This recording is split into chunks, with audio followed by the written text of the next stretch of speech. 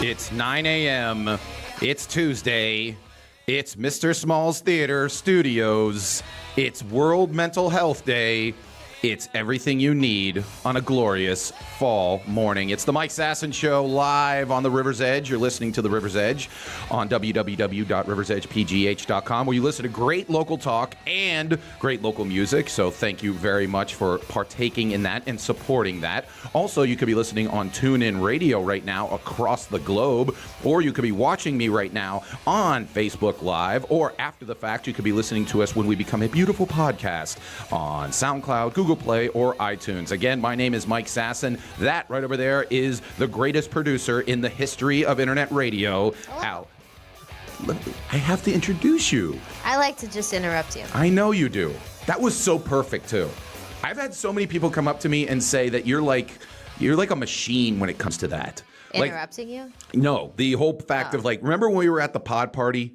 And I did that whole opening, and a lady was sitting right next to me. She goes, "You did that perfectly." Remember? I don't know if maybe you were drunk on meat at the time, but I don't remember things that people say either. Okay, that's not good. We should look into that. I don't have a memory. We know this. Oh, okay. Somehow you've remembered to come in for today. Also, hopefully you will remember this special day. It is, again, a wonderful day. By the way, I sent out a tweet to promote the show and say, hey, we're live, and I hashtag World Mental Health Day and The Last Jedi. So I hope people that are watching us because they think we're going to be talking about Star Wars are enjoying the show. Yeah, Jedi. Oh, okay. Yeah, because yesterday was a big deal because they released the official trailer for The Last Jedi. There's more?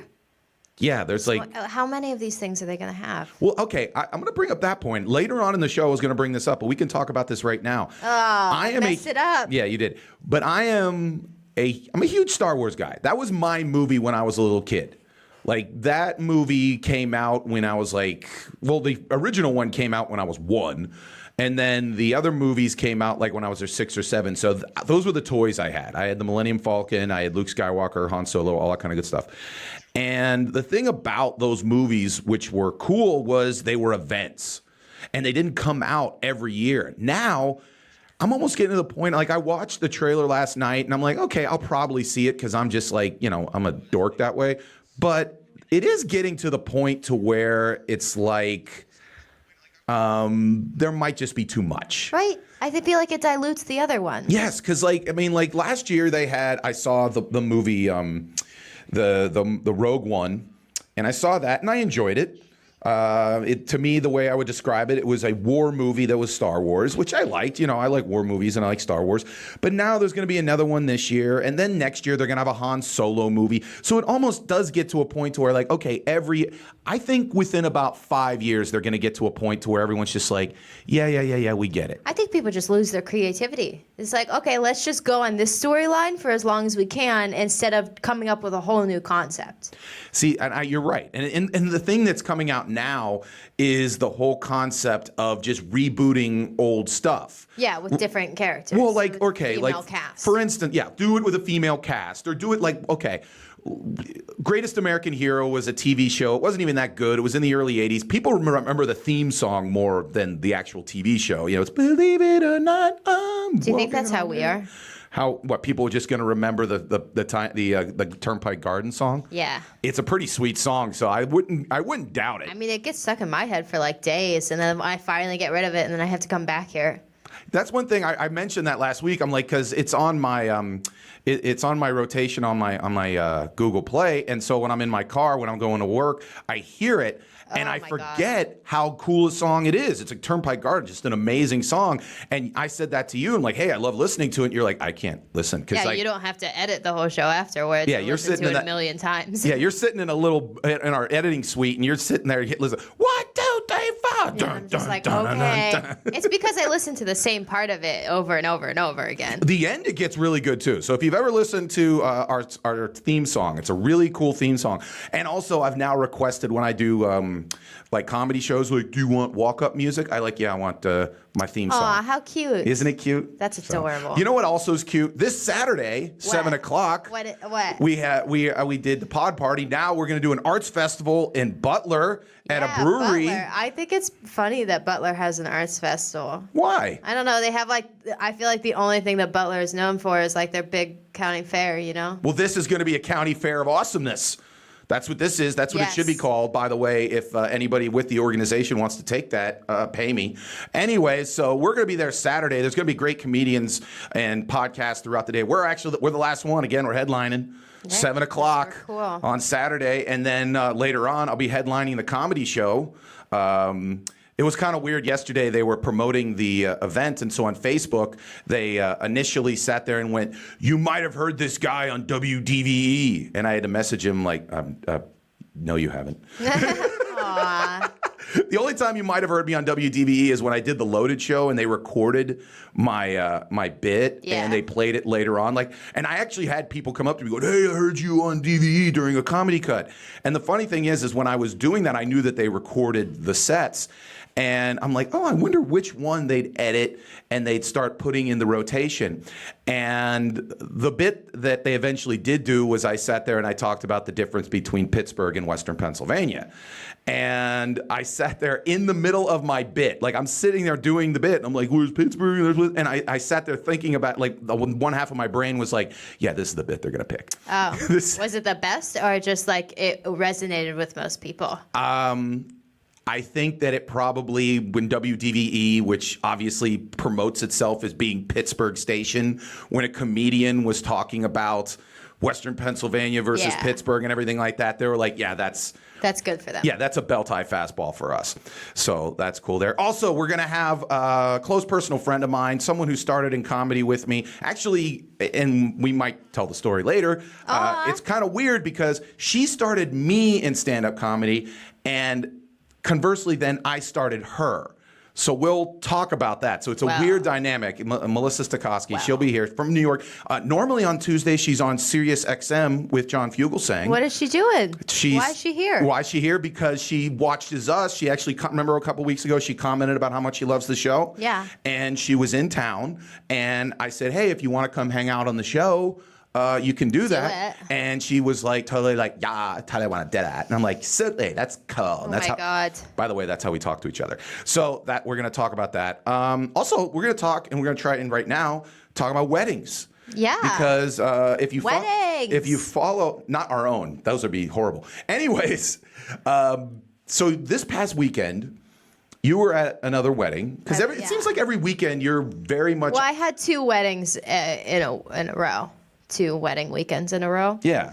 So. But it's like every weekend I watch your social media and it's you and your boyfriend. And you're doing the typical wedding dancing. By the way, if you're on Facebook, I don't do typical wedding dancing. My dancing is far above any. We already went over this. There's a clip of you dancing. You do the hand thing and all that kind of stuff. Yeah.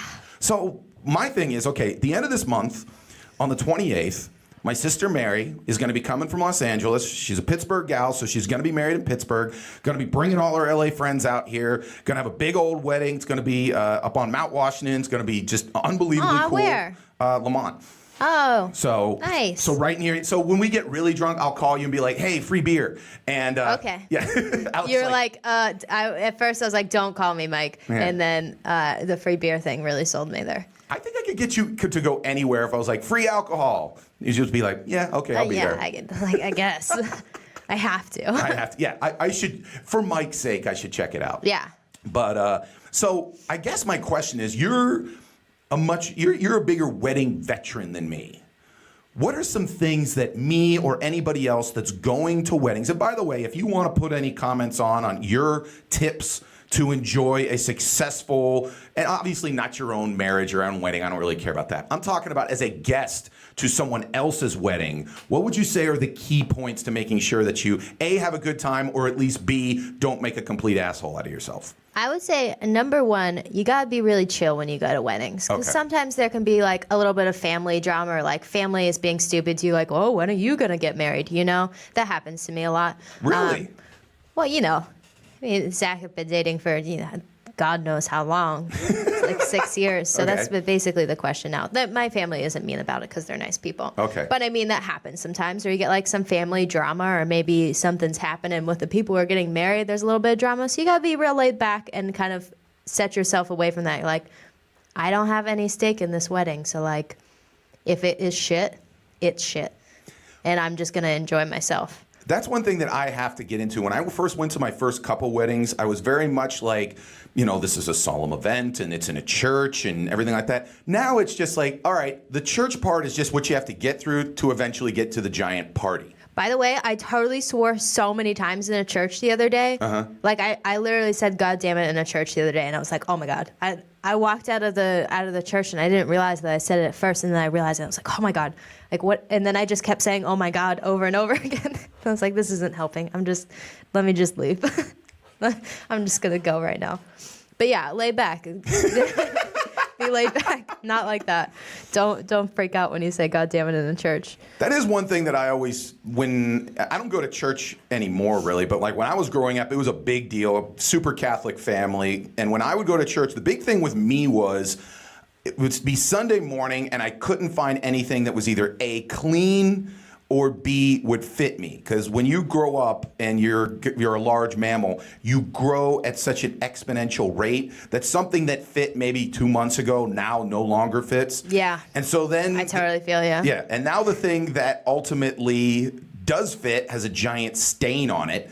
And so it just became just this giant ordeal. And so oftentimes in the back of church, my dad would be really swearing up a storm at me because we'd be coming in late or we'd be coming in, all this other kind of stuff. And so that's why the move was for me for years, I would never sit in the pew. I'd always be in the back. I'd always be one of those that sit in the back. And then also the other move that I did would be like I'd get the Eucharist and then I'd bolt. Yeah, we used to do that too. Why? I wonder why it became a thing of like you didn't stick around for like the last 5 minutes. We used to go to a church where they had half-an-hour masses. I'd go to that. I think they were a little bit longer, but yeah, we left right after that, so it was like a half an hour for us. It was I would say a half hour is good enough. Yeah, I mean, you get it. You understand what's going on. I remember one time I went to my grandma's church in New Jersey, and it was a solid hour.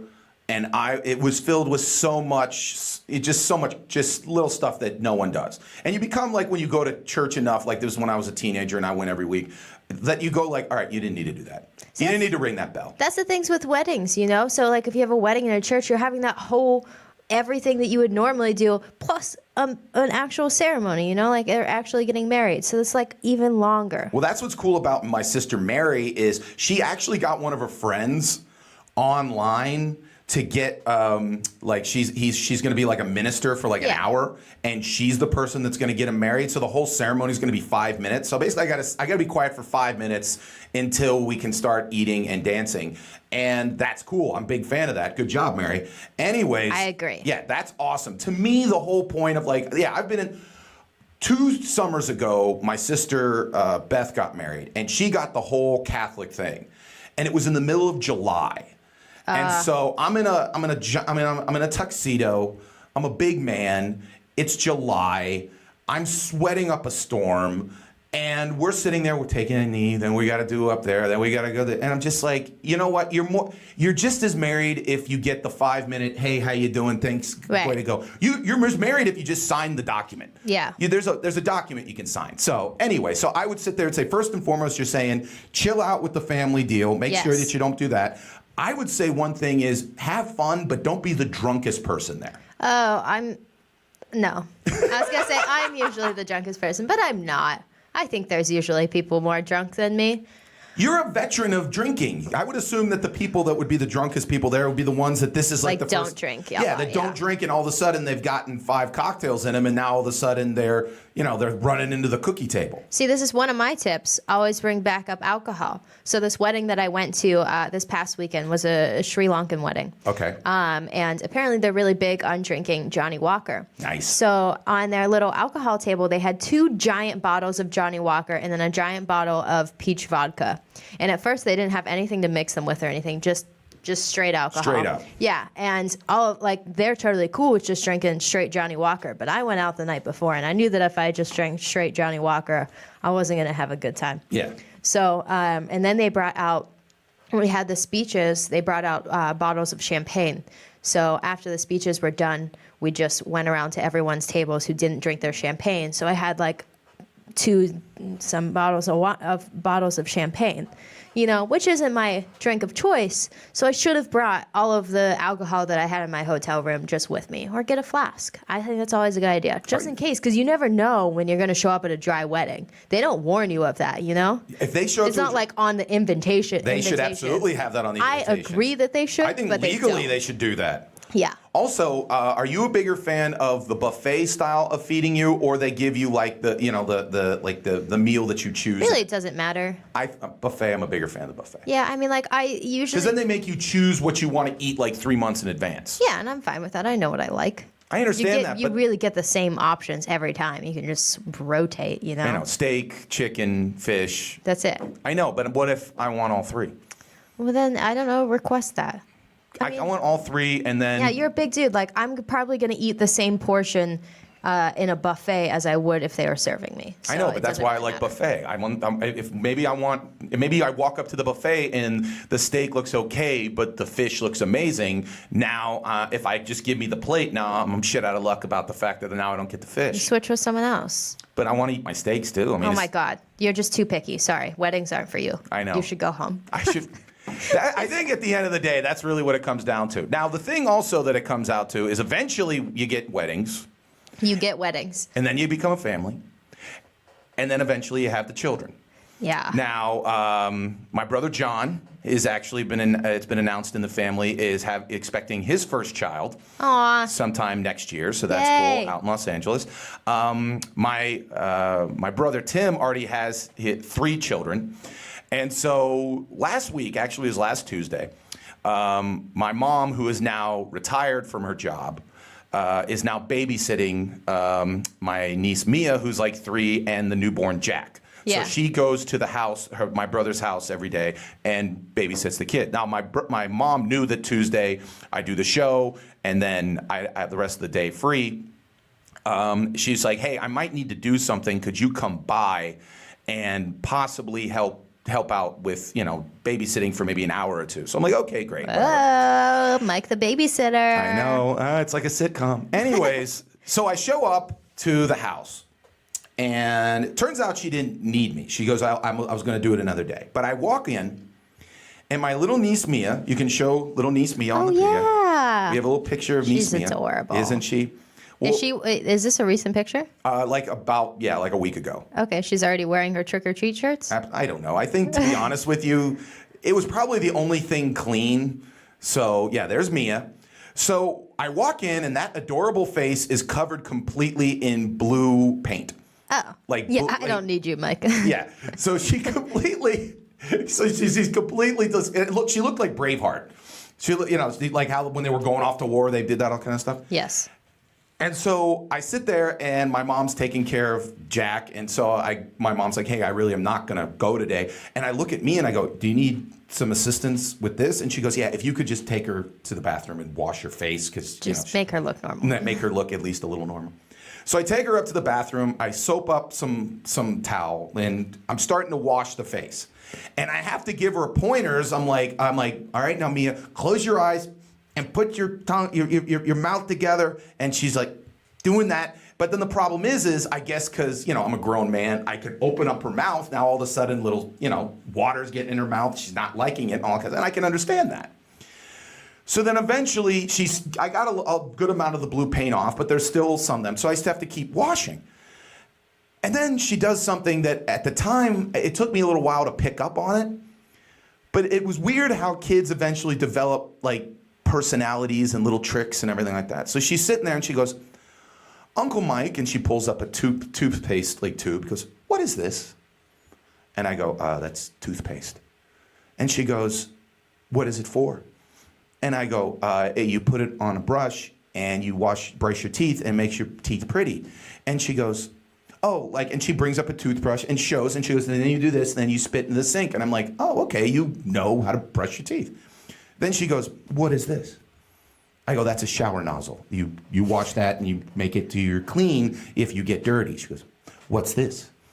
And I go, that's a shower curtain. This goes on for about 5-6 minutes. And I'm holding the towel and I'm like, okay, we still need to get you clean. And then I suddenly realize she knows what all this stuff is. Yeah, you didn't realize that's what you give with? Gosh, Mike. She's stalling. She's trying to come up with she's hoping that eventually I just get completely kind of distracted by just her asking 100,000 questions and knowing that I love to talk. Yeah. Then she's like, eventually I just sit there and I just go whatever. So then eventually I'm like, Mia, I have to wash your face. You're all covered in blue. And she goes, and there's like Barbie dolls in the sink. And she goes, but my dollies have to go to bed.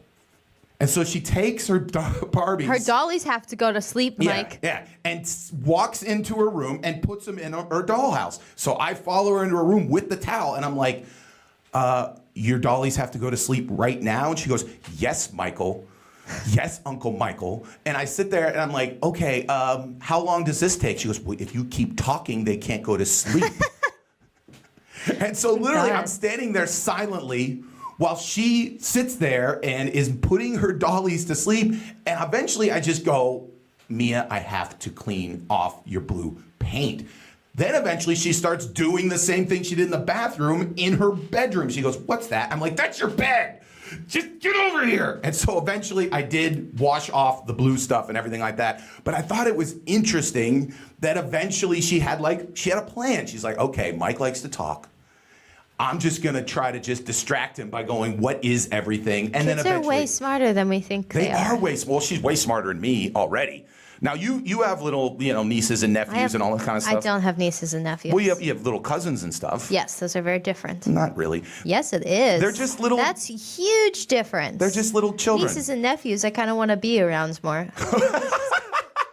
No, I like my little cousins, but I don't really see them as much as I'd probably like to.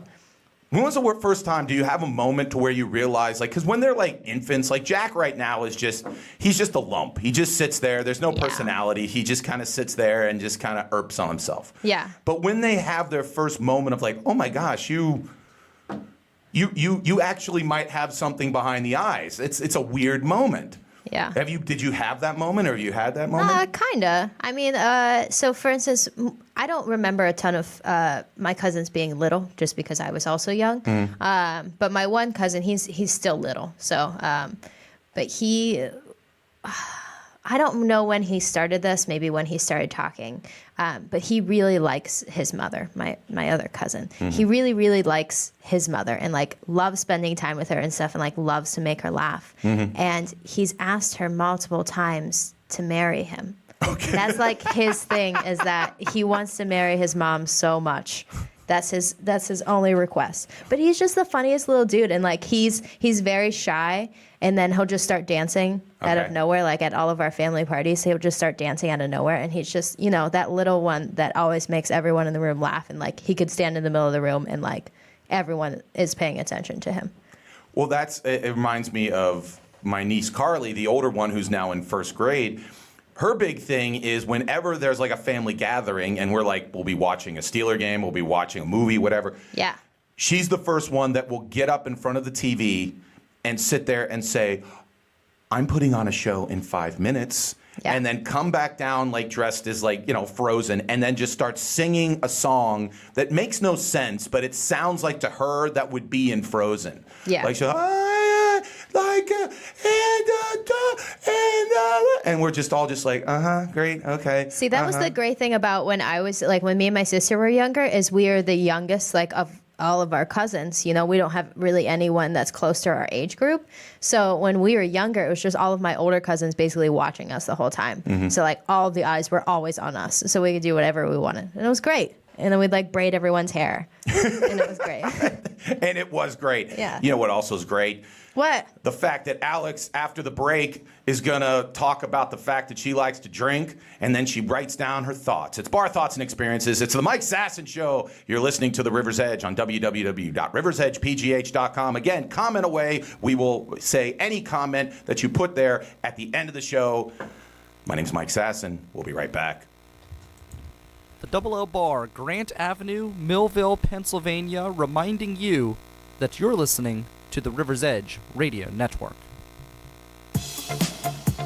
Hey River's Edge listeners, Alex here from the Mike Sasson Show, and boy have I got to tell you about Salon 22, a small local business located right here in Millville. I got my hair colored there about 2 weeks ago, and I still can't stop staring at myself. They use this awesome new technique called color melting to make me look like a mermaid. But don't worry, if mermaid hair isn't your thing, they'll meet all your hair goals, with things like balayage, rose gold, unicorn hair, ombre, as well as monochromatic color, which is your standard basic coloring. Seriously, they do it all, and they do it good. Check Salon 22 out on Facebook and mention this ad when you make your appointment to receive a free color lock service to help preserve your color. It's a $20 value for free. I'm not kidding. Book your appointment now by calling 412-822-7222. That's 412-822-7222. This is the Mike Sasson Show. You are back. That was Alex. And they're going to get sick of hearing my voice. No, they're never going to get sick of hearing Alex's voice, because here's the deal. You're listening to the Mike Sasson Show on the River's Edge, again at www.riversedgepgh.com. Again, support Salon 22. Support all of the local Millville businesses that support the River's Edge. And, of course, support alcohol, because Alex does. With Bar Thoughts and Experiences with Alex, play your theme song. Maybe y'all can relate. My style's dope any way that you slice it. It's a fresh cut, hope that you like it. I was trying to get Planty into it. A can of some cancer when it come to pizza. Oh, is he going to start rapping? Yes, right, because this is a hip-hop plant. Go ahead. Oh, I mistook it for an R&B plant. Who knows? Maybe, I don't know, maybe we need to speak with it more. But you know who we need to speak with more of is Alex. When she drinks, she writes down her thoughts. It's Bar Thoughts and Experiences with Alex. Alex, what are your thoughts this week? I always just want to get off topic so that you have to introduce my bar thoughts like 6 times. So my topic this week is boners. Okay. I had a couple questions. I don't know why I was thinking about prostate exams the other day. I think that I might have like seen it in a show or something, like oh, the dude had to go get a prostate exam. Okay. Do you think sorry. Do you think anyone ever gets boners while they're getting prostate exams? I think, for a matter of fact, yes. Yeah? Yeah. What do you think like the percentage of that is? Have you ever? I have not gotten my prostate exam yet. Not yet. I mean, When obviously. does that happen? When do they start doing this? Probably last year I should have started. Oh, okay. Who knows? But no, I mean, I think you're supposed to be over 50. Oh. And I'm not there yet. But Yeah. I mean, I bet you at least it's 50-50. I don't know if there's any guys out there that have had their prostates examined. Ask if you've had boners. You know? What's the most awkward place that you've ever gotten a boner? Because I was driving in the car with one of my friends the other day, and he said that it's just like a thing that happens every time he's in a car, that he gets a boner every time.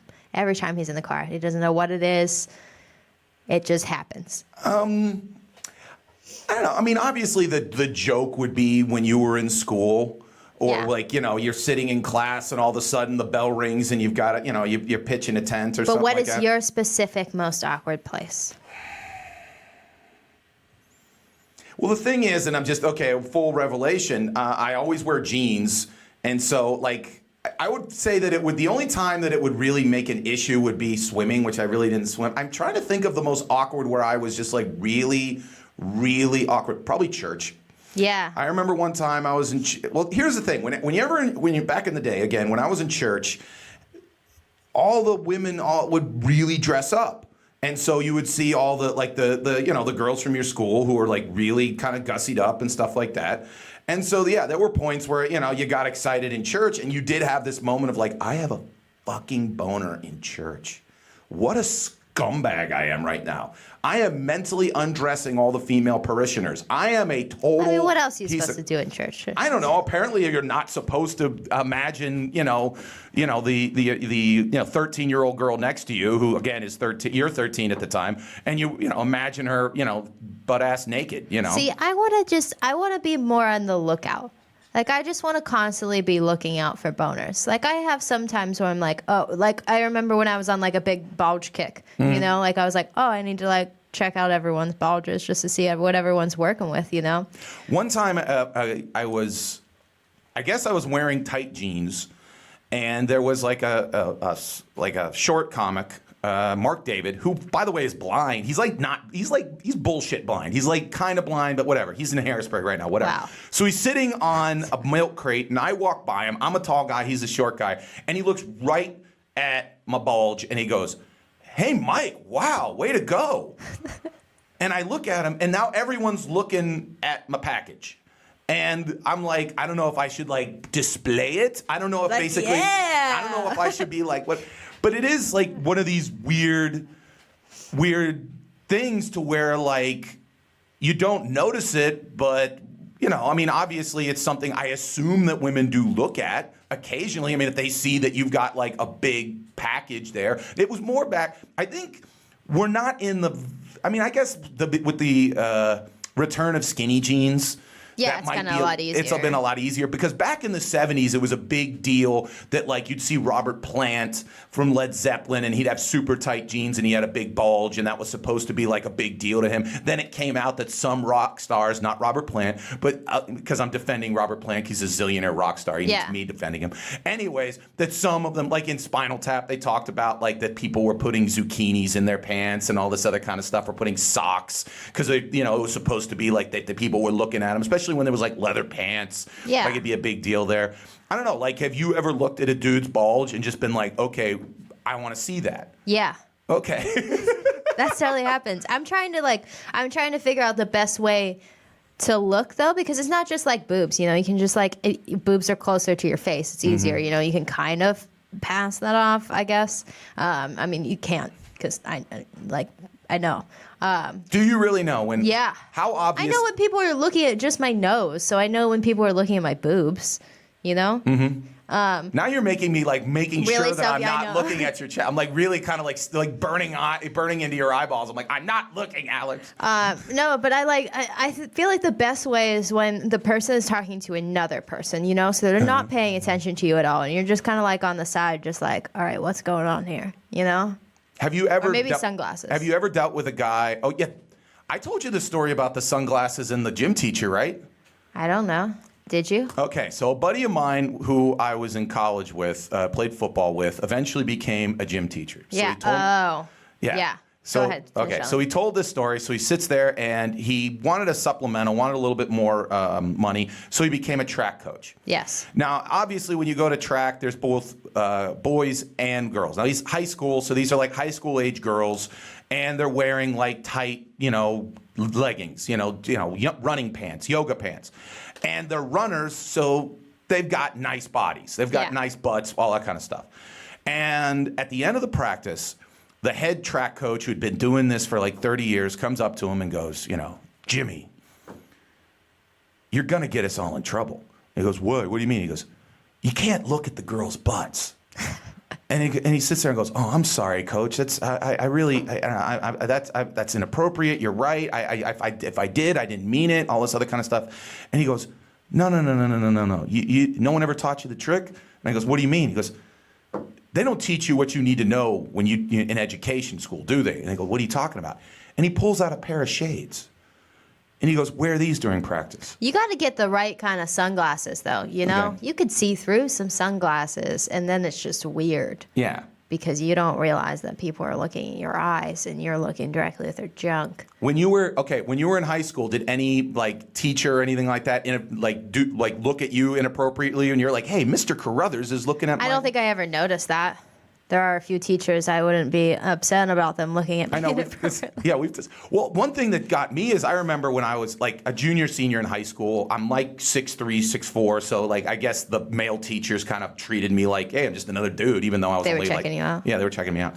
Anyways, yeah, most of the teachers at Fox Chapel were gay. Anyways, so like I went into the teacher's lounge and they didn't care. They're like, yeah, sit down, have a beer or whatever. No, they didn't have. They didn't have beer. I know, I'm kidding. They gave me like a pop or whatever. So I'm sitting there, and all of a sudden they sit there going, anybody see Maggie Johnson today? It was one of the students. He goes, oh, she looked good today. And they started talking about who they thought were the hottest female students. Yeah. And it was weird because I'm like, wait a minute, you're all like 30, 40 years old.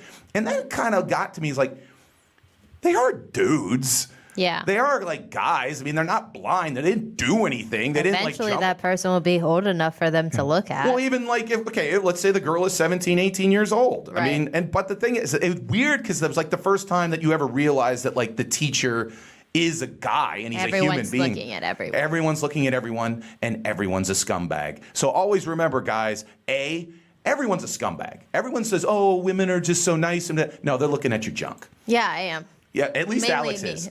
Namely, Alex is looking at your I'm junk. always looking at your junk. You know who also is looking at the junk? Me for coming up with my not in terms You of looking penises. at everyone's junk? I'll be honest with All you. right, Now Mike. I am. Anyways, it's my 5 takes. It's Bar Thoughts done sober, so I think it's a little weirder.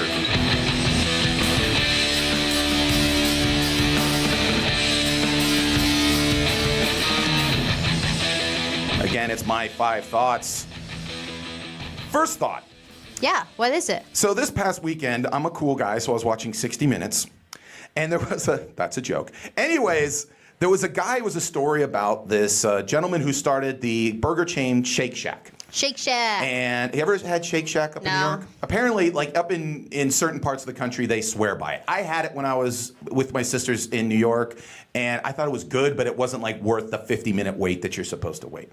Anyways, 50 minutes. I had to wait like a half hour. Like it's the whole big deal is you wait forever to get a Why? burger. Because apparently they're the best burgers in the That's history of the so world. stupid. They're very stupid. Don't worry about it. But it's like, yeah, it's a burger. It's a good burger. Is it worth waiting a half hour, 40 minutes? Not really. Anyways, if they want to sponsor us, I'll What burger switch it. is taking that long to cook? What are they doing to It's it? just the line and it's, whatever. Anyways, so he had a great line about customer service. Yeah.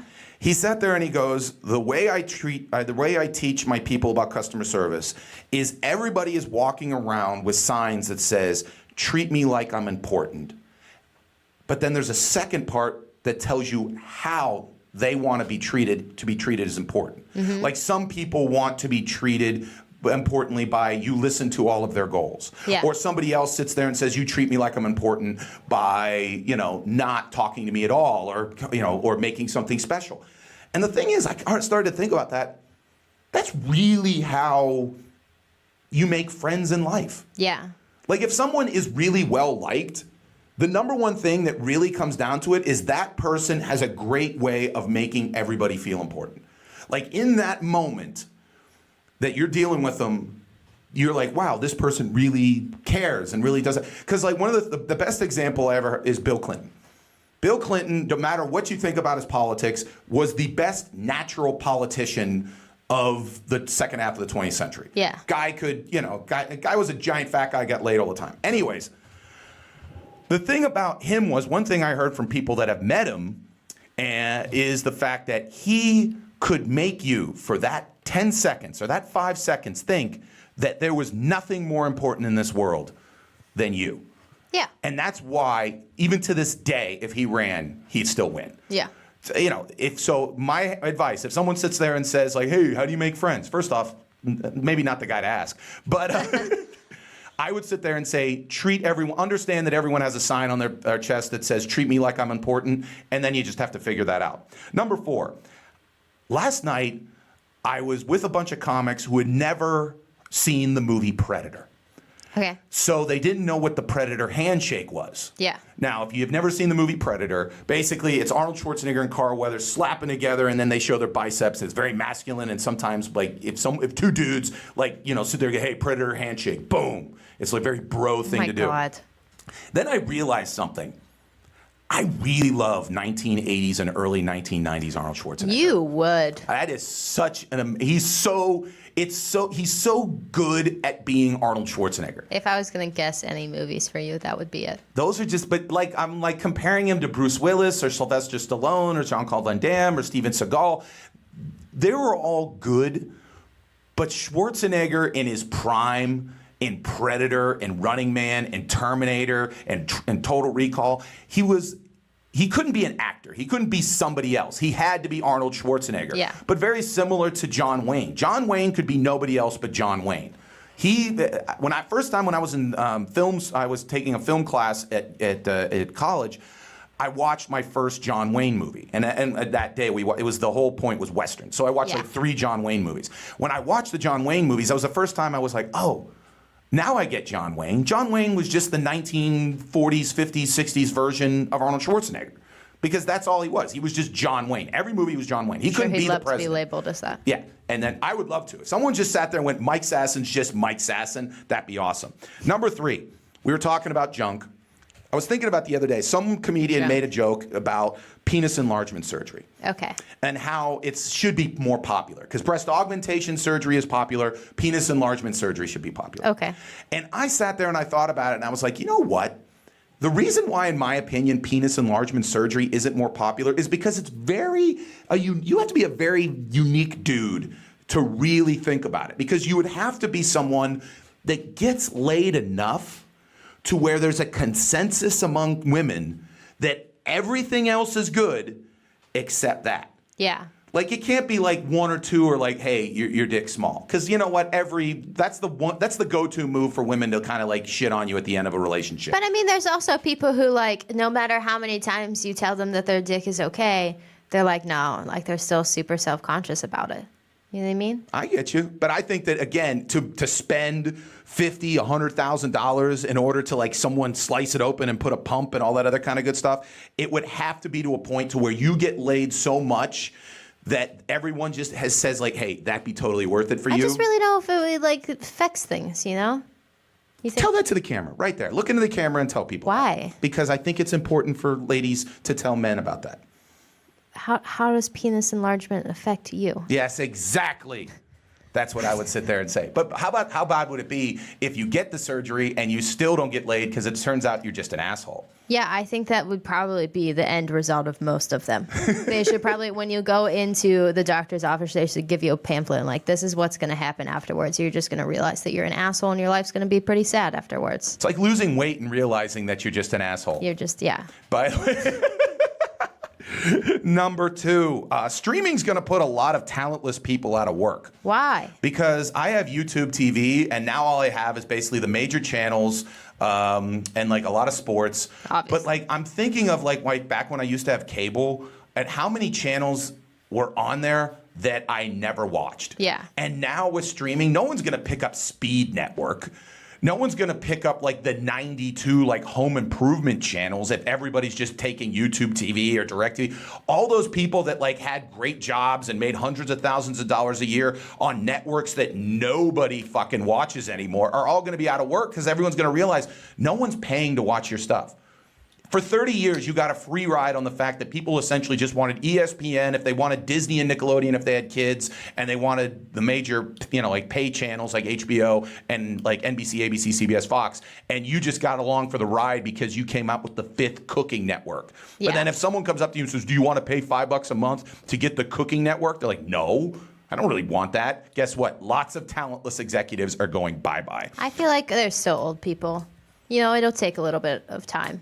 My mom now, again, I got her on YouTube TV. She doesn't use it, but then also she found out that Ion is just on normal over-the-air television. Yeah. So now she just watches that. She watches NBC, ABC, CBS, and the old lady channels. So and that she's she fine. can tell you all of the crazy news that happens in the morning. Well, yeah. Mike, did you see what happened? She'll text me and did you watch the today's show? Is it gonna rain? I don't know if it's gonna rain. They said it's gonna rain. That's her big thing. Is it gonna rain tomorrow? I don't know if it's gonna rain. What's gonna be the rain? Anyways, and number 1, Rex Tillerson, I'm speaking to you, current Secretary of State of the United States. Rex. Okay. Came out this week that after a meeting in which Donald Trump compared rebuilding Afghanistan to redoing a steakhouse in New York City that he did, openly called Donald Trump a fucking moron. Here's my thing, Rex. If you truly believe that the President of the United States, the man who has his finger on the nuclear button and has control of the world's most powerful military, is truly a fucking moron, you need to tell somebody. You just can't keep that to yourself. Well, didn't he tell someone? I don't know. I want him to go on TV, look right into the camera, and sit there and say, hi, I'm the Secretary of State. I deal with this guy. He's a fucking moron. I like how you did your pen with that, Yeah. too. You're like, oh. But that's how He's a moron. This is the magic wand of moron. Not you. Wow. Oh, right to Alex. Right. Well, Thanks, who else is in Mike. here? Anyways, someone Planty's in here. Fucking moron. Planty is not a moron. You're right. Don't say that about him. Planty is a very special person. Also coming up is a very special person, a very special friend of mine, Melissa Stokoski, straight out of New York. Anyways, coming up, we're going to have Crappy the Poop. Poop on you. It's the Mike Sasson Show. You're listening to The River's Edge on www.riversedgepgh.com. We'll be right back. Bob Spear, host of Damn Near Killed Him, an interview show where anything goes. Once they gave it to me, you could have stuck a telephone pole up my ass. I was about to be kicked out of the country. That's where they send the worst of the worst. In a psych ward, normal things seem so weird in there. He was making $5,000 a month doing gay audiobooks. Hear some stories from people who have been to the edge and back. Thursday morning at 9 a.m. on riversedgepgh.com or download on iTunes. I mean, that's some pretty cool shit. Come on, go! It's green! Come on! Go! God damn it, Brian. You need to calm down with the road rage. I'm sick of these people, these assholes. The road rage, man. You gotta calm down on the road rage. Well, I want to get to where we're going. We have a lot of great stuff coming up. We're going to Falling Water, Bicycle Heaven, the Mattress Factory, Tuck Knob, Trundle Manor. All right, which way do I go? Which way do I go? Come on, right, come on. Right. Too late now. Right, come on. Well, too late now. I gotta keep going. I'm not gonna sit here like some asshole. Oh, come on, man. All right, you're listening to the Culture Cruise. You can find us at riversedgepgh.com. Your local Pittsburgh area museum podcast. Yes, riversedgepgh.com, and come take a ride with us. You are listening to the Mike Sasson Show on the River's Edge on www.riversedgepgh.com. Again, great local talk, great local music. Also, you're watching us possibly on Facebook Live, or you're listening again across the globe on TuneIn Radio, or after the fact when it becomes a podcast on SoundCloud, Google Play, or iTunes. My name's Mike Sasson. That is producer extraordinaire Alex Clemens. And next to me, a very close personal friend, used to be in Pittsburgh, then moved up to New York. It's Melissa Stokoski. Say hello to everybody, Melissa. Hi. Hello, everybody. Now, by the way, I had to test your mic earlier, and obviously I'm a lot louder than you. Did my mic pass? I said make a girl voice, Mike, and he doesn't have a very good girl voice. And he tried to do an impression of you, and it was really bad. Yeah. It was kind of mean, I just honestly. Hello. No. I mean, you had to be a little more Midwestern with that. Yeah, I was trying to be. Oh my God. I was trying to be when I first met you, because when I first met her, she was at Point Park. Yeah. And she was doing sports, which was hilarious. Amazing. Cause she It knows, was incredible. Yeah. They were like, "Do you like dudes?" I was like, "I sure do." Get down there. It's great. But the thing is, you knew nothing about sports. I knew nothing about sports. You used to call me at 5 minutes before going on the air and just be like, Mike, what the fuck is happening in sports? I had flashcards. I love sport. They're exciting. It's fun. I love looking at guys in their underwear. And it was not exactly that. It was a lot more. So Melissa came up to me one time and said, Mike, I really need to learn sports. So I go, okay, we'll take one sport at the same time. We'll start with football. Yeah. I would imagine that you would start with football. I came up with a 50-question questionnaire about general knowledge about football. Okay? 50 questions. Yeah. Okay. She got one right. Oh. Out of 50. That's probably what I would That's get. untrue. I got more than one. No, you didn't. There's no way You got one out of 50 right. And some of these There's were no like, way. who is the head coach? And I know. I got several of those right. I remember the obvious ones I got very right. Okay. And so, by the way, just so I felt that maybe the test was too hard. Yeah. So I gave it to my 12-year-old brother at the time and his friend. He's a dude. But he's 12. And in a football family. But he's 12. Yeah, that's true. He's in a football family. Okay, I'm the 12-year-old. oldest of Okay, three two girls. 12-year-olds, 49 out of 50. So, but still got Was I qualified to take the ESPN exam that allows you to be on air? No, I was not. By the way, I was in the room, and this is no bullshit. 93.7 The Fan, program director looks right at you and says, I want to put you on the air. No knowledge about sports at all. I was in the room, and I don't think you ever called him back. I was a sports reporter. Yeah. Yes, I was for several local affiliations here. Hi, guys. I'm back. If you want to hire me again, I'm so much more knowledgeable. Yes, yeah. All you've been doing up in Brooklyn is just following the Steelers.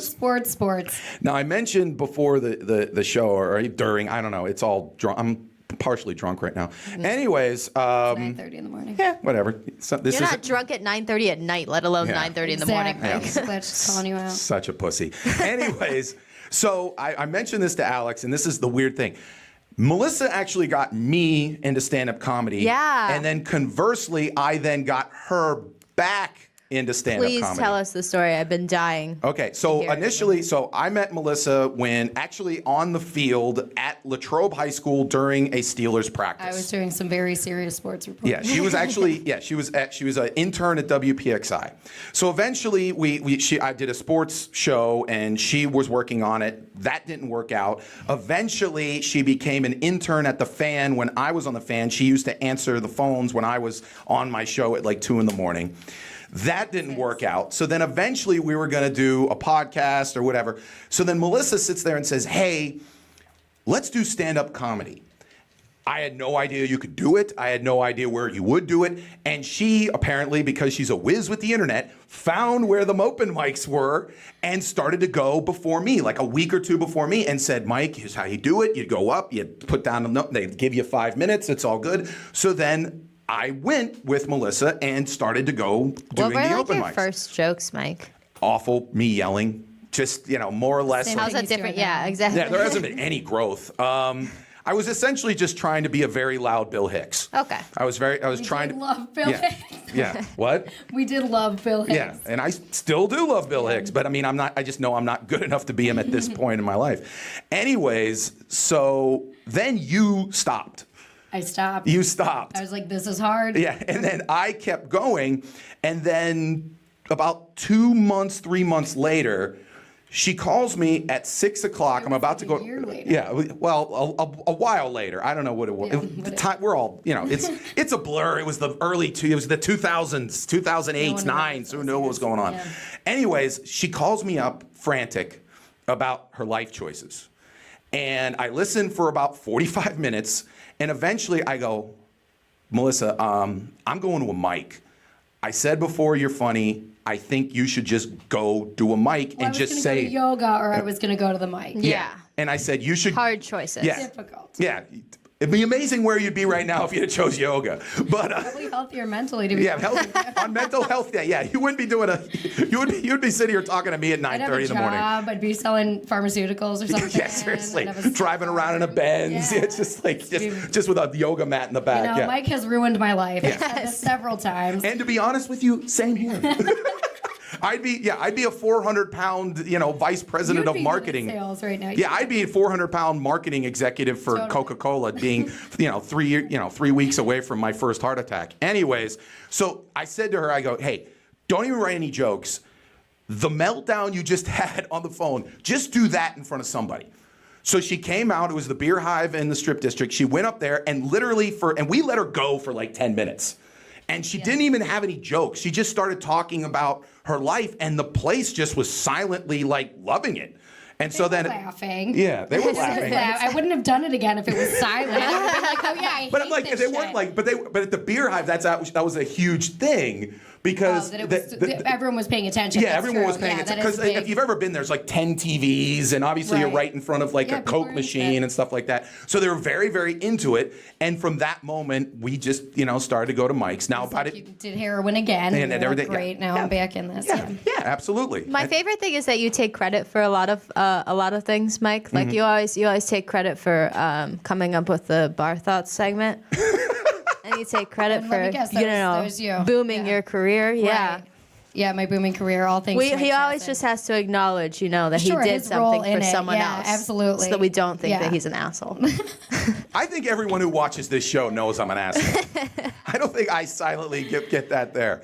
But again, now normally on Tuesday you're on Sirius XM with with the John Fugelsang with Tell Me Everything. So this will be very, very similar. Only this time, do they have snacks for you in their green room? No, not always. We have things that are literally called Dipsy Doodles. Yeah. That's one of our snacks. Doodles. Yeah, those are great. Yeah. Yeah. So, I mean, honestly, like a better texture than a Cheeto, which is cool.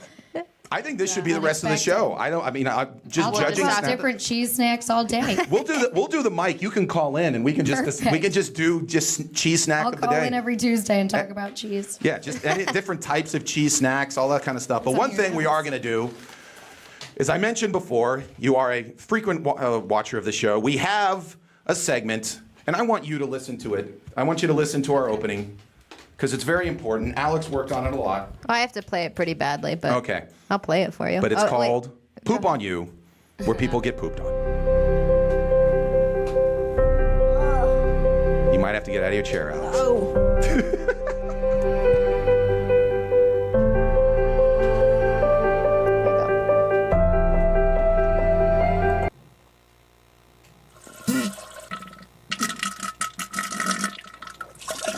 It used to be where those could be together. That And was then still really effective. Yeah. You got the point that You got it. You got the point that pooping is whatever? Yeah. Okay. So, first person that needs pooped on is Vice President of the United States, Mike Pence. All right, so here's the deal if you didn't know. Again, it involves sports, so I don't know if you two were... Sports.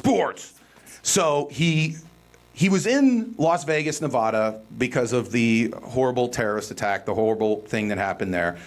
And so he flew from Las Vegas to Indianapolis to go to the Indianapolis Colts San Francisco 49ers game, which cost the taxpayer probably about $150,000. He goes there, and by the way, the San Francisco 49ers have been kneeling during the national anthem for the past year and a half. He watches this, apparently, and is so disgusted that he decides, after all of that, of flying from Las Vegas to Indianapolis, holding up everybody, getting in his seat, that he's so disgusted by it that he has to leave the game, tweet about it, and then fly back to Los Angeles where he's going. So by the way, he was in Las Vegas. He could have just stayed in Las Vegas and then gone to Los Angeles. No, that saves too much money. Then he ultimately flies to Indianapolis, stays for one series, is disgusted by something that's been going on for the last year and a half, and then decides to tweet about it. So Mike Pence, this is my Sasson. There's even more to that. Poop on you. There's more to that. More. Give me more. He had some kind of fundraiser scheduled for it was all planned out. Yeah. It was completely planned. There was no way he would have been able to stay for the entire game because he had this thing planned. Also, that picture is from 3 years ago. Good. It was not even... Good. Couldn't even good fake research, going to Mike. the game. I just saw him in Indianapolis Colts gear, which proved he was one time the governor of Indiana. But I would just say, you know what? Yeah, it's bullshit. He's a complete piece of shit, and you know what? Poop on you. Who wants to go next? Someone told me that someone tried to tell me that story yesterday, and they're like, they started telling it, and they said that at the Colts game, and I was like, I don't care. And they're like, no, it's not about sports, it's about politics. I was like, why would you think that I would care after you said it's not about sports, it's politics? I'm still not going to listen to you. Yeah, but my two least favorite things. Then you've just been like, and then everybody got drunk and then danced, and then you'd be like, okay, yeah, cool story. Okay,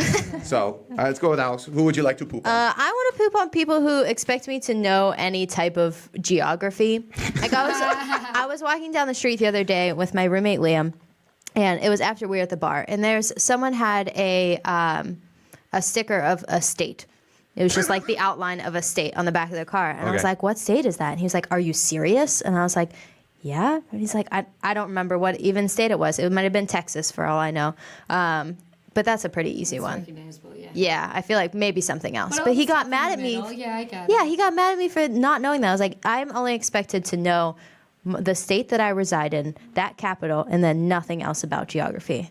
Did you do well in school in like geography? Like, did you do well? Yeah, in fourth grade, yeah, I did well. But it's all not 20 years later. It's you know, not really a refresher course on that stuff. No one cares. When does it ever come up that you know the state capital of Wyoming? Or like you know what shape a state is? Like who cares? Who cares if you know what shape? There's a lot of stuff. That's not going to build my life at all. Yeah, there's a lot of stuff they teach you in elementary school that eventually you really don't use. Like again, it's never come up that I know that like Carson City, Nevada is the capital of Nevada. I don't. It's never come up until this moment. And that's someone's like, oh, I'm from Providence, Rhode Island. Yeah, that's one capital. Then. Yeah, that's one capital. Go Alex. Yeah, great. Yeah. Who cares? Great, you know that. Yes. Wonderful. Who Woo. cares? If you ever wanted to write the state, if you ever wanted to write the governor of Rhode Island, which we should do, we should have an exercise where we just write the governor of Rhode Island and just sit there and go, hey, what's up? Hey. Yeah, how you doing? How's things going in Rhode Island? Do you think they'd answer us? Knowing if it was stupid enough, yes. Someone would answer us because people are. We don't have anything going on in Rhode Island. Yeah, exactly. What's better to do? I lived next to Rhode Island, drove into Rhode Island, and drove out of it, and didn't realize I was in Rhode Island. It's a very small Didn't state. have like a million Isn't signs? that their state motto? You won't even realize. Yeah, yeah. I don't know. It's just it's one of those places that exists, but you don't know why. You don't know anything about it. Well, it's just it's just Rhode Island. Yeah. And then, by the way, when you're in Providence, you're pretty much in Boston. Providence is essentially Boston's Newcastle. It's not like its own thing. It's just like it's just next to it. I think you guys are going to do real well in Rhode Island. They're going to love this conversation. Absolutely. Oh, this is all we do is shit on small states. That's all we do. Now, So poop on geography. Poof on geography. Do you have anyone to poop on? I sure do. I mean, I see it on your notes, but I was going to poop on a big steamy poop on Harvey Weinstein. Oh, we have an entire segment of pooping on him. That's okay. Should I not do that one? No, you should just poop away. We'll start. The particular part I was going to poop on was the potted plant situation. I mean, it is so despicable. There's so many. Did you hear about the potted plant? No, I don't pay Okay, so attention it's to a things. local news anchor who he met up with and took her from one location to another to this restaurant that he was a partner in. He corners her in the kitchen, tries to make a move on her. She passes, so he blocks. By the way, in true Roethlisberger style. That's the look that you'd get. That's Harvey Weinstein. Show up the Harvey Weinstein again, just so you know how disgusting this the movie. face alone. I mean, Yeah, this guy. it's not cute. Yeah, this is It is unbelievable. horrifying and just sweaty. You know, you can tell he's a how large sweaty man. he is. Large man, too. Like Yeah. a meatball come to life. Yeah. A meatball come to life. Yeah, you know, a hairy meatball of a man. By the way, I picked the best picture of him. Yeah. I would try to be fair. Yeah, That was the most attractive Just picture of the disgusting. man. How does anyone not think that man is not sexually harassing anyone? What's the rest of the story? Okay, so he Sorry, Alex is like, I understand his so face. good, I yeah. want to know the story. I mean, it's really going to make a great movie, all of these sexual... Okay, so he tries to kiss her. She's like, no, I got a boyfriend. So he says, okay, just shut up and stand there. Terrible. But then, as if that victim wasn't enough, he sees a nice plant. He jerks off into a potted plant. So two victims, Naturally. nature and this woman. It's just really just despicable behavior in all of the ways. But I think the jerking off in the potted plant. First off, I hate when people come up to me and they'll be like, "What do you think Harvey Weinstein was thinking?" And I'm like, "I don't know. He's insane. How do you It's one of those It's a power thing. Yeah, I mean, it's the same thing as with a lot of men in these positions. It's wanting to, It's wanting to sit there and whatever tell they some want woman and- who is, in his mind, a beautiful woman and probably to say, yeah, I can do this in front of you and you can do nothing about it. That's how powerful I am. That's how big I am in now terms it's like of a weird, sexually exciting thing for him, and now that's probably one of the only ways he can get off with his sad little penis. What if she was actually like? What if she's like, no, I have a boyfriend, but I'll stand here and you can jerk off into Well, this I think plant. she tried to get around him, maybe like move the plant, but he was already ejaculating into the plant. I'm or surprised he something didn't like it. Why was there a plant in the kitchen? That's a good question. I think it was in the vestibule. vestibule, It was in the yeah. vestibule. Vestibule. Now it makes sense. Vestibule. My thing was be like, now, Ken, I would place an anonymous phone call to the restaurant afterwards, be like, just heads up, you need There's a new bunch of plant. jizz in your Like vestibule. sanitize. Yeah, you need a new plant, by the way. Like, why do we need a new plant? Just, you need. What if that you plant need- grows amazingly from now on? Just- And then they bank it. And then Quentin Tarantino makes a movie about it. But, so that's, okay, well. I mean, there's a lot of we got to revisit Harvey. We got to Weinstein, revisit probably. Harvey Weinstein quickly, because my thing with him, my thing was his apology, which was the worst apology in the history of apologies, because he wrote, it was a letter that no public relations person in their right mind would ever have written. No one will work with him at this point. Even Lisa Bloom. And she'll work with anybody. Yeah, she defended, Hitler. No, the thing is like he sat there and like it was like this. I'm going to therapy. I've been going to therapy. All this other. His go-to is like, and then he sat there and he goes, and oh, by the way, I'm going to take a leave of absence from my company, and I'm going to take all of my energy towards the NRA. So he's almost like holding progressive America hostage, going, well, if you basically back off me, I'll use my money and power to what you want me to do anyway. So it's almost just And like do you this. think that's yeah. worse? Yeah. Do you think it's worse that he's hypocritically having benefits for Hillary, donating to the Gloria Steinem scholarship? Does that make him worse to you or better? I think there's a part of him that was trying to reconcile in his own mind that he was a good person. So he was trying to do things that he felt, and also again, So you don't think that was just for the public? You think he really felt that way for these causes? I don't know, because there's also a part of me that does think that maybe it was cover.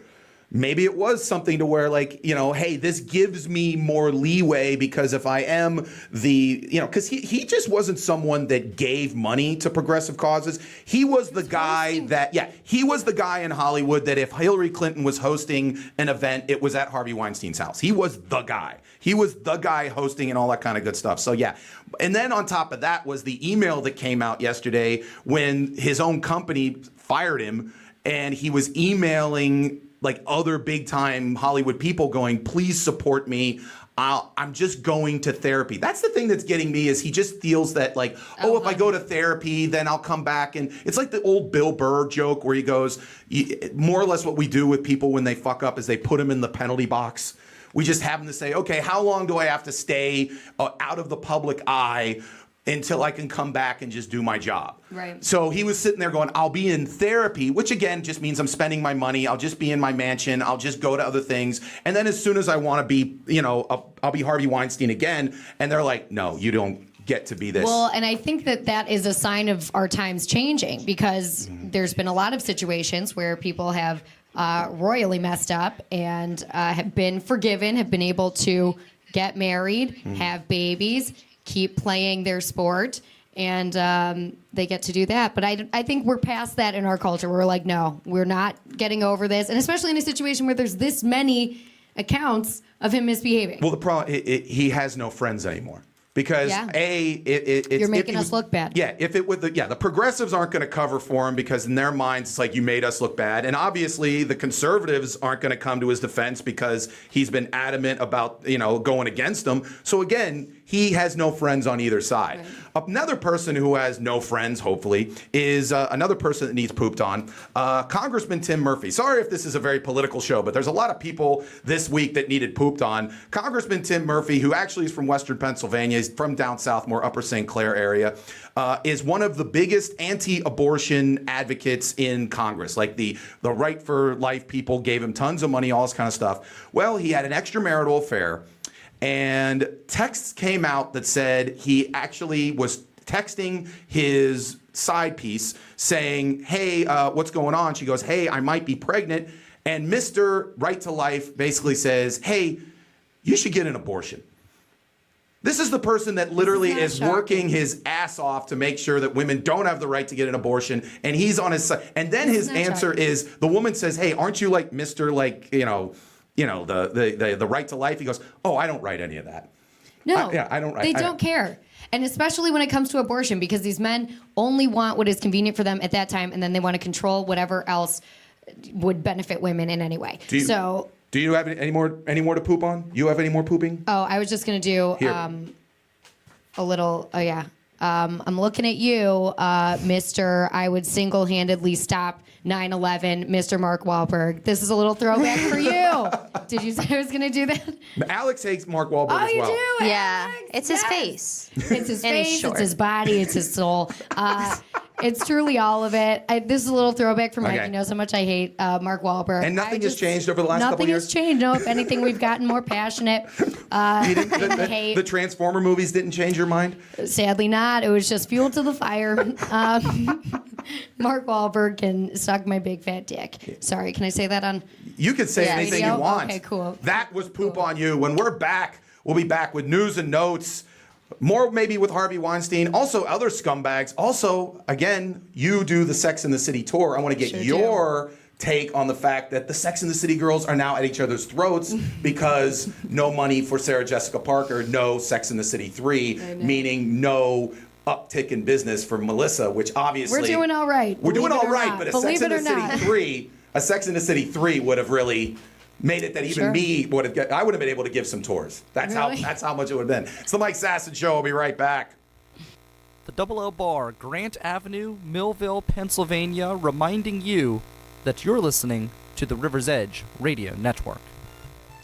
You're listening to the Michael Sasson Show on the River's Edge. Again, it's www.riversedgepgh.com or on TuneIn Radio, or you're watching us live on Facebook Live. I am Michael Sasson. That is producer extraordinaire Alex Clemens. And next to me is a very close friend of mine from New York City, formerly of Pittsburgh, Melissa Stokoski. And now it is news and notes from the world of celebrities, sports, and general funness. It all starts now.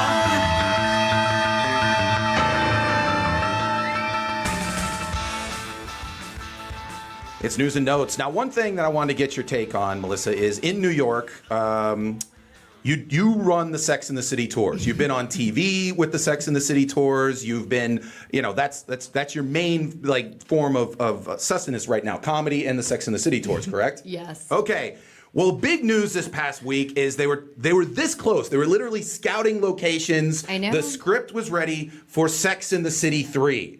Yeah. But it turns out that Kim Cattrall basically just nixed it at the last minute. Now, how does this affect the Sex and the City tours that maybe the curtain has been kind of revealed that maybe the 4 aren't necessarily kind of simpatico? They're not Sure. the friends of... Well, I think people have known that. People often would ask me, do they really get along? Do they hate each other? Because Sarah Jessica Parker was an executive producer. She had a lot more control over the show, and it was often seen that Kim Cattrall wanted that same level of power, and she never got it. So that was kind of apparent already. But yeah, now it's very much out in the open. But to get to the point to where they're scouting locations, contracts have been signed... Well, it's confusing. We don't know what to believe because Kim Cattrall immediately after that happened tweeted, "This is news to me." She was like, the only thing I ever said and was that I didn't want to do a third movie, and that was in 2016. So she's probably lying, is what I would guess, because enough of them have come out and said, no, we were in negotiations and all this stuff. I get it. I get where Kim Cattrall is coming from. The second one was not great. And wasn't it a good idea to send them to Dubai or something? Yeah, it was really culturally inappropriate, and offensive in a lot of different ways, and just really kind of hard to watch. But so bad it's good in a sense, I guess. So I think she was enough is enough. My credibility as an actor is at stake. Not that whatever. Well, she was obviously she can maybe hopefully they can make another Mannequin or maybe another Porky's. Who knows? Or Police Academy. She was in that one. That was pretty good too. I know. Alex, have you watched Sex and the City? I don't know anything about Sex and the City. I only Get watched into it. It is really good. This is the thing. I know how silly it sounds, and my life sounds ridiculous. Yeah, I literally take a busload of 50 European and Midwestern people and a lot of Australians around the city and tell them, where all of this kind of really inappropriate shit happened. But it's fun. It's really fun. It feels like it's giving you advice. I don't know if it's the right advice, but it's advice, it's fun. It's some good. When you advice, watch it chronologically, it's a very good show. The first movie is great. By the end of it, it was very, produced in Hollywood and whatever. I didn't know that I had the passion to defend it until this moment, but I really do. This is the first time that really you've just do. been Yes, Sex and the City is the way to go. No, I have a lot of times, but yeah, it's a silly existence. But when all this news came out, I really was thinking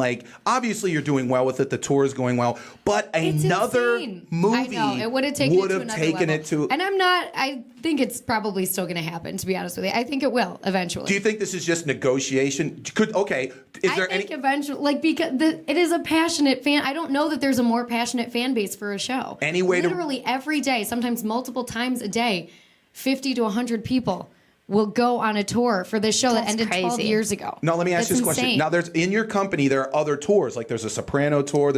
Compare their Sopranos only runs once a week. Oh. Wow. How much? And yours is every day? Mike? Yeah, and then twice on weekends.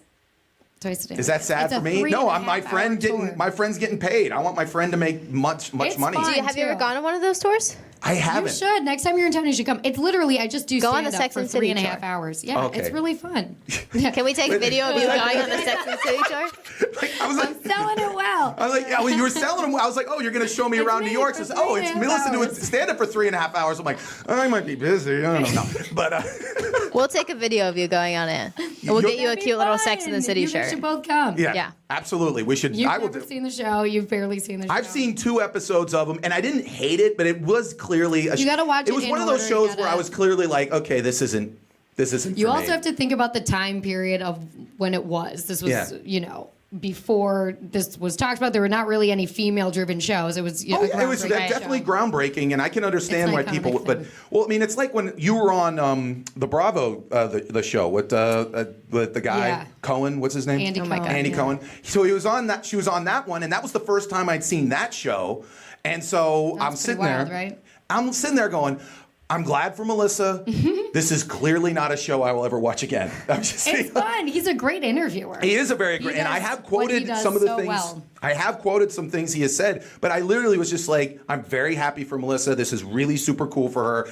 I will more than likely not watch That is this a very again. specific culture. Even beyond Sex and the City, I feel like that's the more accessible one. I do the Real Housewives one too, which is really its own world. That's like sports. Yeah. Like it's people know so much. I had a buddy of mine who sat there, had a wife, hated sports until he literally explained it like this. He goes, all sports is reality television. Yeah. Just watch it like it's reality television. And then the wife kind of got into it. Then she's like, okay, I can get it. Ooh, so Ben's mad at Antonio Brown and then Mike and all this kind of stuff. He goes, yeah, if you look at it at that way, yeah, then you're okay with it. Yeah. So again, hopefully that happens. Are you mad at Antonio Brown? I'm not mad at Antonio Brown. I'm mad that I don't have Antonio Brown's money. No, I'm kidding. Yeah. Anyways, moving on. In Wyoming, a man showed up and claimed One that man showed up to Wyoming. Sounds like a bad joke that a guy would say at a Guy club. walks in. So one man showed up to Wyoming. I don't know. But The only man. yeah, the only man. Watches Sex and the City religiously. Anyways, claimed to a cop, he was drunk as all hell, claimed to a cop that he was actually from the year 2048. Right. Was sent here to warn humanity that next year is the year that the aliens show up and that we should all find a way to get out of Earth. And that's why he was sent there. And now the cop goes, obviously, well, why are you shit-faced drunk? And he goes, that was the only way that they could send me back here was get me shit-faced drunk. Now, the cops in Wyoming arrested him for public intoxication. Here's my thing. I would have let him go. If you come up with that creative an excuse for public intoxication. On. Why are you immediately assuming this is an excuse? This could easily be very real. No. I feel like we should take it a little more seriously. I think about this all the time. When you see these crazy people on the street and they're saying all this weird stuff and they're freaking out, those are people that we should maybe think about listening to. Because they could be on a higher level of consciousness than we are capable of, speaking the truth. And this guy could have been along those lines. So are things going to be that much worse if aliens come? Depends. I just feel like he should have been wearing different clothes. You know, he should be wearing. If you're gonna pretend to be from the future, yeah. Yeah, you can't be wearing not like really futuristic clothes, but not like a black T-shirt. Yeah. You know. Anyone who does that is a loser. Losers. Yeah. Yeah. I don't know. To me, if you're a cop and a guy comes up and he's not driving, he's just walking around and he comes up with that level of like line. Yeah, I admire that, and I let him go. I sit there and say, good for you. You had a good thing. I'm not completely sold that this is fake. Okay. I got you. Well, I guess we'll see next year. Yeah. Right. You'll call me up. See? We should have listened to the drunk guy. Anyway, somewhere we should also listen to is Iggy Azalea. Now, you have done in your act, Melissa, that currently credit card debt obviously could be an issue. Same thing with me. Iggy Azalea is being sued by American Express because she owes $300,000 to American Express. Nice. Now, here's the thing that I get pissed off with. Her credit limit was $50,000. I'm saying it's on American Express. If you give a credit limit to $50,000 and you up it to $300,000. Well, is it $300,000 now because of the interest, or they upped it? They kept giving her more credit. Like initially, she says it was $50K. It was $50K. Okay. Now she owes $300K. To me, I'm telling American Express, that's on you. Yes, I agree. If I had run up to $50K and not paid it, and you just keep giving me more money. It'd be like if a guy was a heroin addict and you just been like, hey, I'll quit heroin, but I need more heroin. You were like, oh, here's some more heroin. I blame the guy giving the guy more heroin. And maybe just look at her music and be like, do we think she's going to be making money in 3 years? Probably not. I think that's why they're suing her, because they assume she has her money. And I bet you they go into like her books and figure out that, no, she has no money. Yeah, that was dumb on their part. This is not Azealia Banks we're talking about. Absolutely. Do you agree? I guess so. Okay. I mean, I feel like Iggy's gonna make a comeback in a couple years. I think she likes like no one really. She's insulted by the fact that she. No, I mean, I used to like her a lot, and then you get sick of her voice after a while. But I feel like she's gonna make a comeback. She's gonna do something stupid. I think she was so like culturally appropriating, kind of. You know what I mean? But I think she's gonna do something like I don't think that it will be like a music career. I think that she'll change. Okay. and come back as something else. Nothing will Adult surprise films? me. Yeah. Yeah. Who knows? Got to put that booty to work. Got to put that booty to work. Okay, this is actually, I don't know, I'm trying to figure out if this is cool or it's not cool. Money Magazine came out this week and listed the 10 coolest neighborhoods in the United States of America. Why don't you think this is true? Go ahead. No, finish. Okay, all right. Money Magazine put the 10 coolest neighborhoods in America.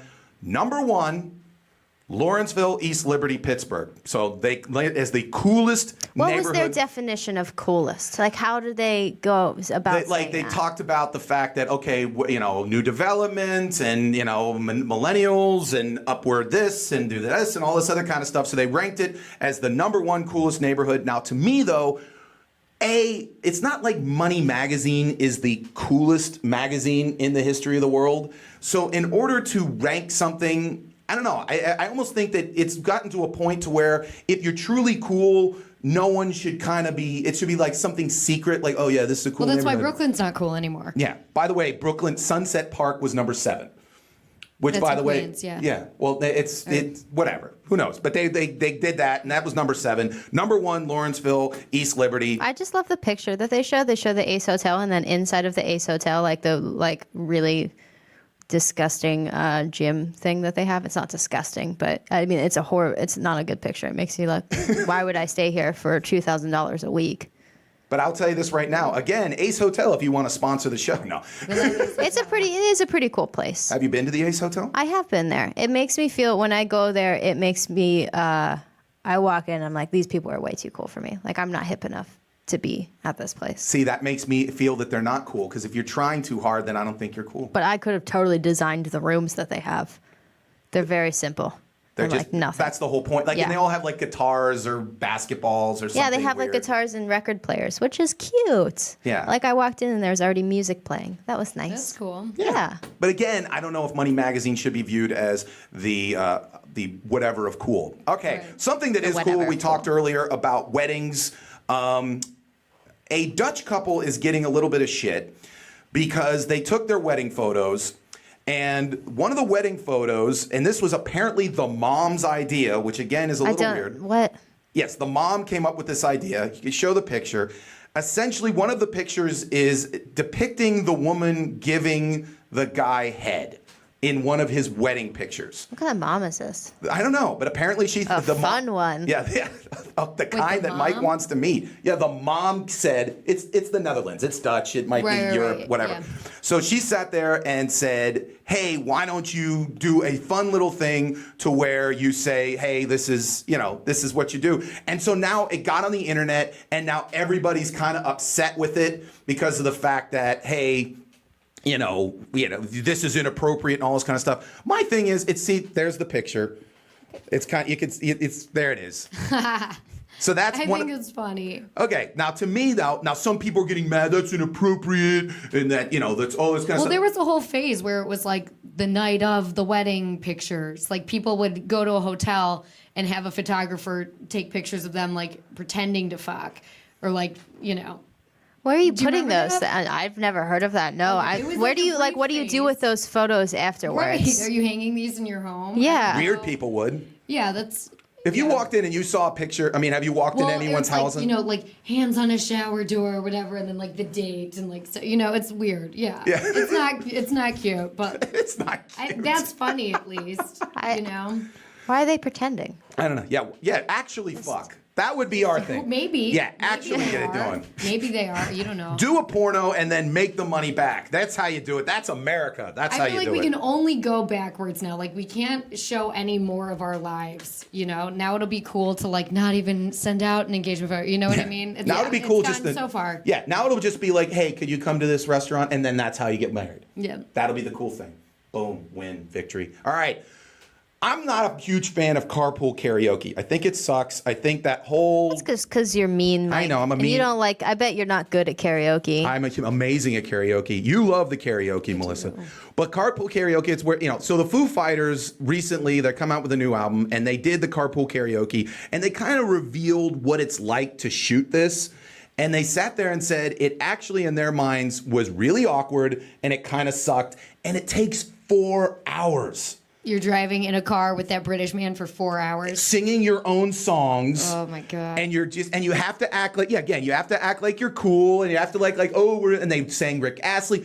But 4 fucking hours sitting in a van through Los Angeles, just driving, you're being recorded. To look so enthused the whole time. Everyone does look like they're having a great time when they do that. Well, Dave Grohl is, and I admit, I understand why some people don't like him, because like he was in Nirvana and he's supposed to be like super cool, but then he comes out and now he's like the dad that like, oh, I'm cool, I'm hip, whatever. But like, and he's supposed to be, no, you're Nirvana, you're supposed to be anti everything. And so him being in Carpool Karaoke, but yeah, he's good at that. He's like, no, I want money. Yeah, I like money. Successful. Yeah, he's the only rock star that continually puts out new stuff and stuff Paul like McCartney. that. He is. So go ahead. I think that sounds fun, the carpool karaoke. For 4 hours? Yeah.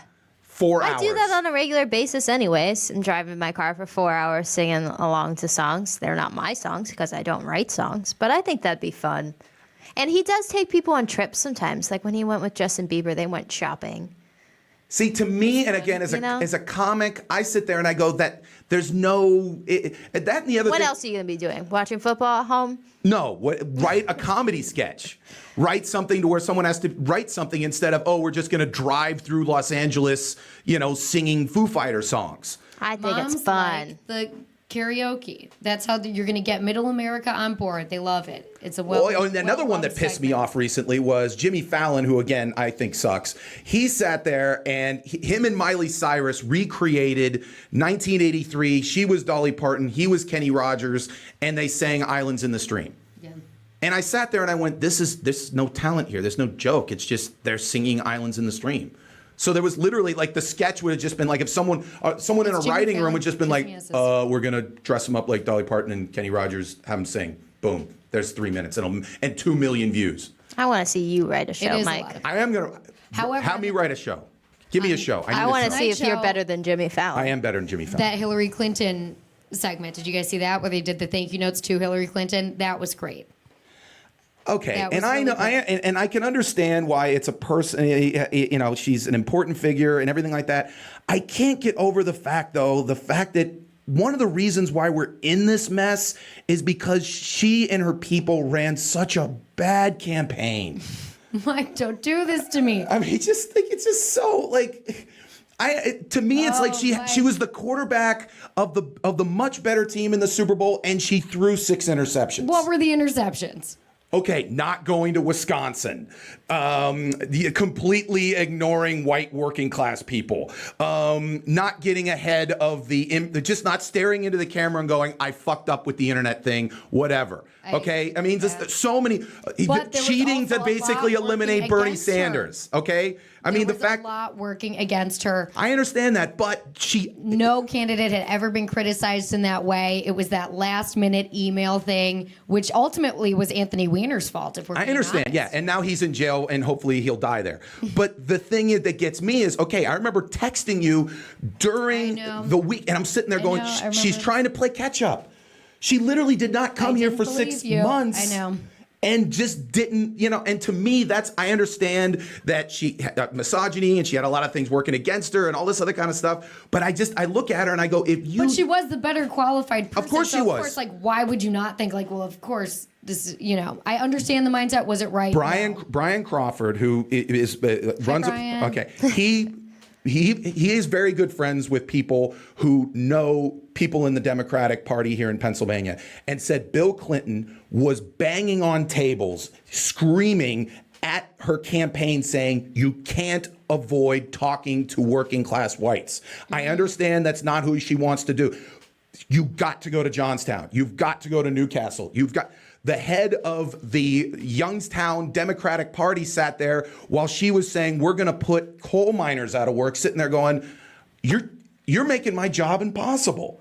And to me, that's where I sit there and I understand that she's going to be a historic figure. She's the first female, major party nominee. But she just did so many things that just again, but there was screwed also up. a lot working against her. I understand a lot working against her, and she did a good job for what.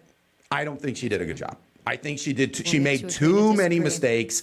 We'll leave it. I just think every time I look at her, I just go, you made just too many damn mistakes. Another person who made a mistake, and we'll end on this, NFL coach Chris Forrester, okay, has a job as an offensive line coach for the Miami Dolphins for $3 million a year. You have a job for $3 million a year to coach football. One rule is do not send a video to a model/stripper in Las Vegas of you doing coke. He did that. Was that in the book? Yeah. Did they tell him that specifically? Or? It's in the contract. Because how would he know? Yeah, you're not supposed to send a picture of, and show the model as well. She's very attractive, but literally, and I saw the video, it was in the Miami Dolphins facility, and he was saying, I'm about to go into a meeting, and is blowing lines of coke. Kids, there's the model. If you ever get a job for $3 million a year and you need to do cocaine, don't videotape yourself doing it and then don't send it to somebody else. That's just a helpful hint. And if you are going to send it to someone else, maybe not have it be a stripper. Especially that stripper, she looks pretty sassy. Yeah, she looks like she's the kind that would. She looks like she would tell someone about it. Yeah, she would. You send it to a nice stripper. You would send it to one that looks like she's trustworthy. Yes. You know who's trustworthy? Melissa Stokoski. Thank you very much for being on the show. This is so fun. Now, let me ask you a question. Anything to promote? When can they see you? How can they see you? I'm hoping when I'm home for Thanksgiving, I'll be doing some shows in Pittsburgh. But you can follow me on Twitter at M_STOKS. And I usually post everything I'm doing on there. Awesome. Yeah. If you're in New York, message me. And yeah. Cool deal. Go on a Sex and the City tour. And go on a Sex and the City tour. Yeah. Cool deal. We'll be right back with we're going to read all the comments and then we're going to go home because that's generally what we do. It's the Mike Sasson Show. We'll be right back. Hi, I'm Rob Spear, host of Damn Near Killed Him, an interview show where anything goes. Once they gave it to me, you could have stuck a telephone pole up my ass. I was about to be kicked out of the country. That's where they send the worst of the worst. In a psych ward. Normal things seem so weird in there. Who was making $5,000 a month doing gay audiobooks? Hear some stories from people who have been to the edge and back. Thursday morning at 9 a.m. on riversedgepgh.com or download on iTunes. I mean, that's some pretty cool shit. Again, you're listening to The River's Edge at www.riversedgepgh.com or on TuneIn Radio or live on Facebook Live, or you're listening after the fact on SoundCloud, iTunes, or Google Play. Again, thank you very much to Melissa Stokoski. You can follow her again on Twitter, or if you're ever in the New York area, she does shows. She has a great show on Friday in Brooklyn that you can find that has some of the literally biggest names in underground comedy in New York going there. Or you can take a Sex and the City tour, which if I find time to get up to New York, I'll do the Sex and the City tour. I think it'd be great. I think that you would look really great on. I know. I'm going to drink Cosmos and just, Do they have Cosmos? I think they take them to places and they get cocktails. I'm bringing my own. Okay. We'll go together. You'll film it and we'll be an awesome thing. Now, again, we say comment away during the rest of the show, and we guarantee that we will read said comments. The segment right now is called Comment Your Ass Off until we come up with a better name. Play the theme song. Say hello to the world. Say hello to the villain that's been you. All right, Mike. All right. Let's see. Kathy says, a good DJ is an absolute must for a good time at a wedding. Are you DJ or are you live band? Both. I like both. Which is your favorite? Pick one. No, I can't pick. Yes, you can. No, I want everyone to have both at their wedding. Do you? Okay. It depends on if the live band takes some requests. Sure. Have you ever been to a piano bar? Yes. I went to a piano bar this past weekend, and that would be a cool thing to have at your wedding, because they take requests. They know a bajillion songs, and they can play any instrument. I think they're pretty amazing. So I feel like that would be pretty cool to have. At the Alex wedding, you would sit there and I would say, yeah, to cover the gaps and maybe to go later into the night, have a DJ or something like that. And then maybe have dueling pianos. That'd be a cool wedding. Yeah, but I still want a DJ. Okay. I already know the DJ that I want for, my maybe wedding sometime in the future. Mm-hmm. Yeah, he's from Bermuda. Ooh. Yeah. Fancy. When we were in Bermuda, we went to this bar, and he greeted every single person that came into the bar and like asked them where they were from and stuff. And then he'd call you out while he was doing like his set, and it was amazing. You felt so important being there. See, again, it goes back to how do you make people feel better in customer service? How am I important? Call me out during your set. And he got my parents up and like dancing and having a great time. If you can do that, then I like you as a DJ. There you go. That's basically it. That's Kathy Clemens, Alex Clemens, how you have a quality wedding. She also complimented my commercial. Oh, absolutely. Again, Salon 22, go there. Great people. One of the best hugs I've gotten in a while from the owner of Salon. Yeah, she was incredible. She was at our pod party. And, she was great. She was also at the bar afterwards. And just more great. Yeah, fun lady. fun lady. Let's see. Steven says, hey, Mike, remember when we were kids and we weren't allowed to go to Lawrenceville and Liberty? I'm kind of upset that there isn't a dirty, grungy part of Pittsburgh. Liberty Ave is all clean and nice. Where can we buy our drugs from a transsexual hooker now? Did you buy drugs from a transsexual hooker? You know, the 90s were a blur. I might have. Anyways. I really honestly cannot imagine you buying drugs from I know. I have never bought. Hooker. Mom, I've never bought drugs from a transsexual hooker. Anyways.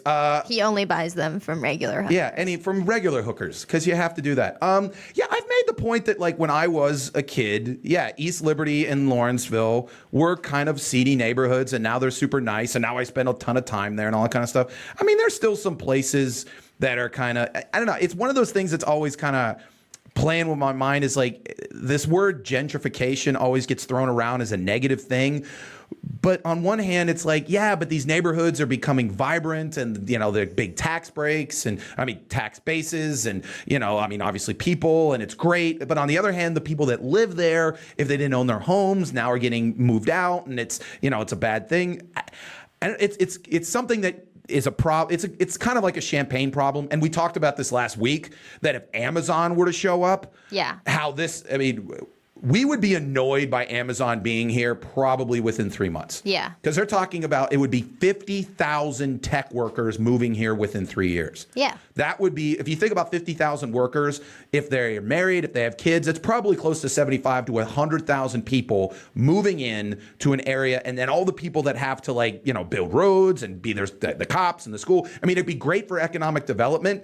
But in Pittsburgh, where we're upset, where if there's just a little bit of traffic or a little bit of construction, and we'd be incensed in about five minutes if they're here. But I don't know. I guess that's progress. Do you know what else is progress? What? This Saturday, Butler Arts Festival. Me and Alex are going to be there doing the Mike Sasson Show live, and then afterwards, I will be headlining the comedy show. Check it out. We're putting up we'll put up the link to where you can go there. I'll be there. I hope if you're up in Butler, you will come see me. Again, I hope you will come see Alex, because she's amazing, and Melissa if you're in New York, or if she's coming back to Pittsburgh, she's amazing as well. Again, thank you very much to Melissa for hanging out. Thank you very much again to the River's Edge. It's wonderful being here. www.riversedgepgh.com. Listen to the best local talk, the best local music. It's unbelievable. My name's Mike Sasson. I will be here next week doing more wonderful internet radio magic. Happy World Mental Health Day. Wow. Bye.